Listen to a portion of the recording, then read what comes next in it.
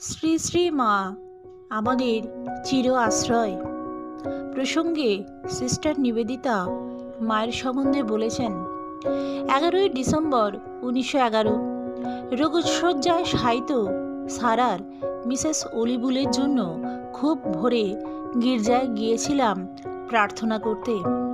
ফিরে এসে মাকে চিঠিতে লিখলাম। সেখানে সবাই মেরি মাতার কথা ভাবছিল।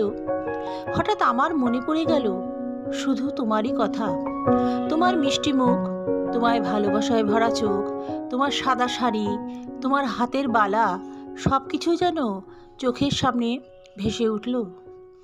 তখন ভাবলাম, অভাগী সারার রোগের ঘরটিকে শান্তিতে আর আশীর্বাদে ভরিয়ে দিতে পারে একমাত্র তোমারই পরশ। ভাবলাম, সন্ধেবেলায় শ্রী শ্রী ঠাকুরের পূজার সময় তোমায় ঘরে বসে ধ্যানের চেষ্টা করে কি বোকামিটাই না করতাম।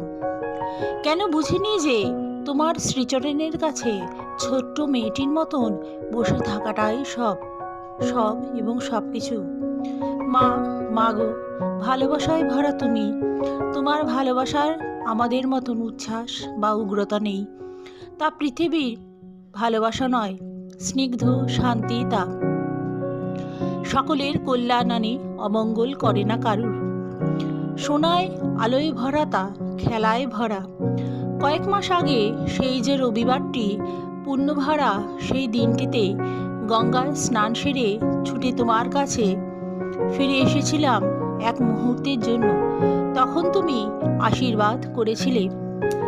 আর কি যে শান্তি আর হালকা বোধ করেছিলাম তোমার বঞ্চিত আবাসে।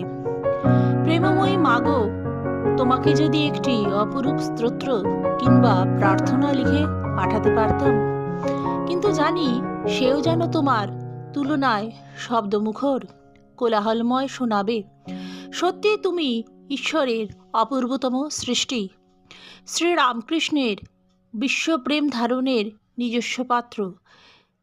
যে স্মৃতিটুকু তিনি তার সন্তানদের মধ্যে রেখে গেছেন, যারা নিঃসঙ্গ, যারা নিঃসহায়।